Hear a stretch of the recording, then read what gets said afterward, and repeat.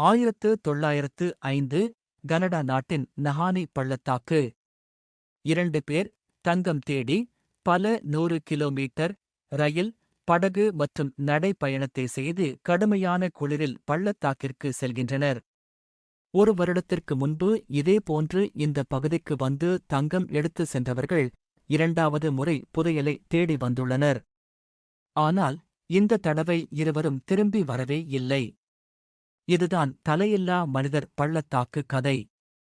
Prank மற்றும் வில்லி மெக்லெயோட் ஆகிய இரு சகோதரர்கள் கனடாவின் மெக்கெஞ்சி மலைப்பகுதி அருகில் உள்ள போர்ட் லியார்ட் பகுதியில் வளர்ந்தவர்கள்.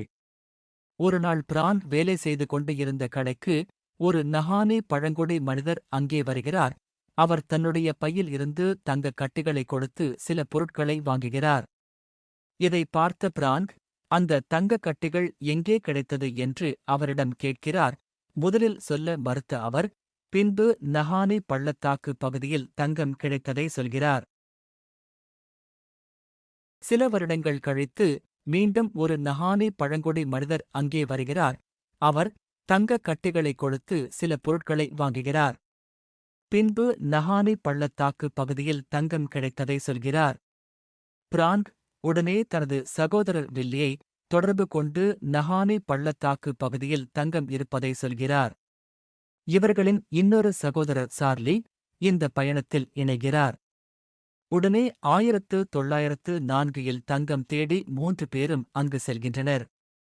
நஹானி பள்ளத்தாக்கு பகுதியை சென்று அடைவது மிகவும் கடினம், ஏனென்றால் அங்கு ரோடு வசதி கிடையாது.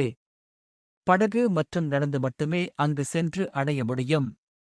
எட்மோண்டன் பகுதியில் இருந்து ரயில் மூலமாக பயணத்தை ஆரம்பிக்கின்றனர்.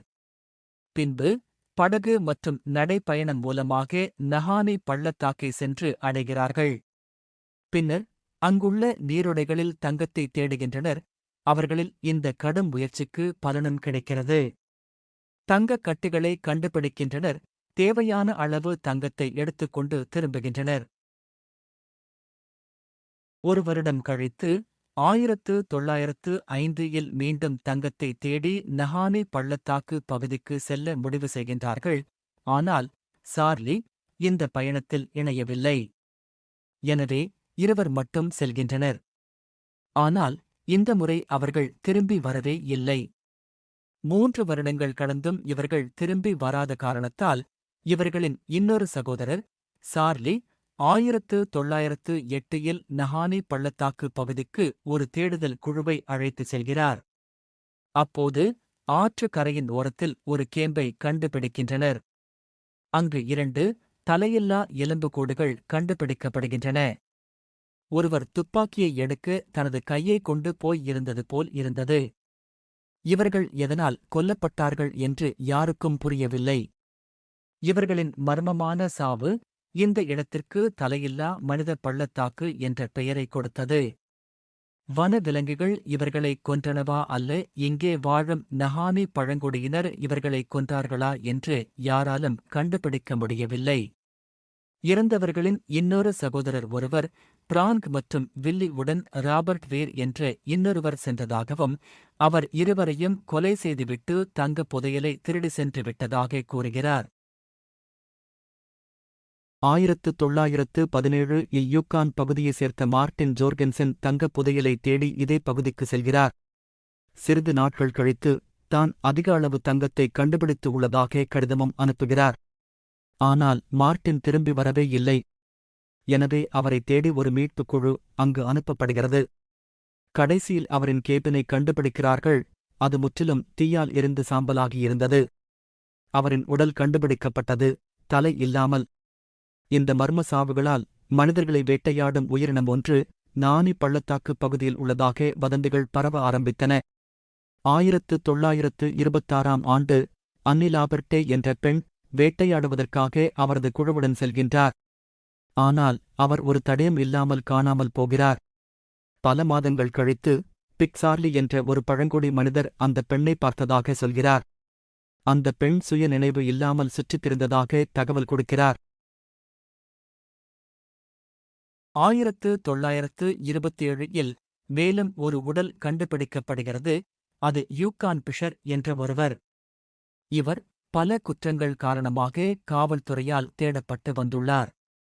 இந்த உடலும் கிட்டத்தட்ட ஏற்கனவே கண்டுபிடிக்கப்பட்ட உடல்கள் இருந்த பகுதியிலேயே இருந்தது. 1928ஆம் ஆண்டு ஆங்கஸ் ஹால் என்ற ஒருவர் இதே பகுதியில் காணாமல் போகிறார். 1931இல் பில் பவர்ஸ் என்பவரின் எரிந்த உடல் அதே பள்ளத்தாக்கில் கண்டுபிடிக்கப்பட்டது, மேலும் அவரின் கேபின் தீயால் எரிந்து இருந்தது. காவல்துறை அடுப்பில் இருந்து நெருப்பு பற்றி எரிந்ததாக சொன்னார்கள். ஆனாலும் பலர் இந்த காரணத்தை ஏற்கவில்லை.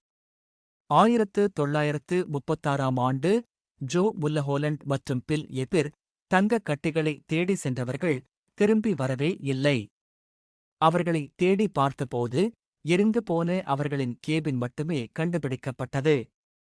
கடைசியாக 1945இல் ஒண்டாரியோ பகுதியைச் சேர்த்து சுரங்க தொழிலாளி ஒருவர் இதே பகுதியில் பிணமாக கண்டுபிடிக்கப்படுகிறார். அவரின் உடலில் தலை இல்லை. அதே வருடம் ஜான் ஓப்ரையன் என்ற ஒருவர் உறைந்து போய் இறந்து கிடந்தது கண்டுபிடிக்கப்பட்டது.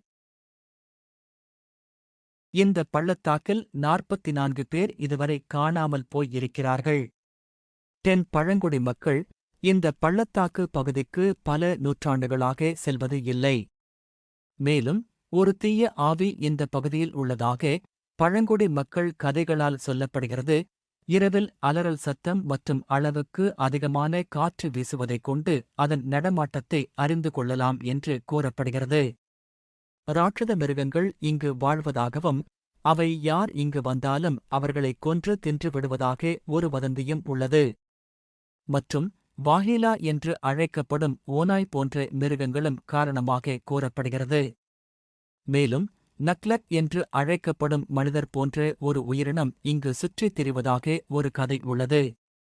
இதற்கு எல்லாம் மேல் நாகா பழங்குடியினரின் வரலாறு ஒரு மர்மமாக உள்ளது.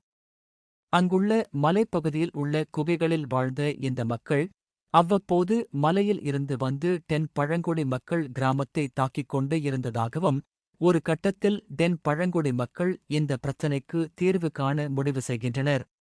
ஒரு படையை திரட்டிக் கொண்டு நாகா மக்கள் கிராமத்திற்கு போனபோது அங்கு யாருமே இல்லை. நாகா பழங்குடி மக்கள் காணாமல் போய்விட்டது தெரிந்தது. அதற்கு தீய ஆவி காரணமா இருக்கும் என்று நினைத்து டென் மக்கள் திரும்பி ஓடி வந்துவிட்டார்கள்.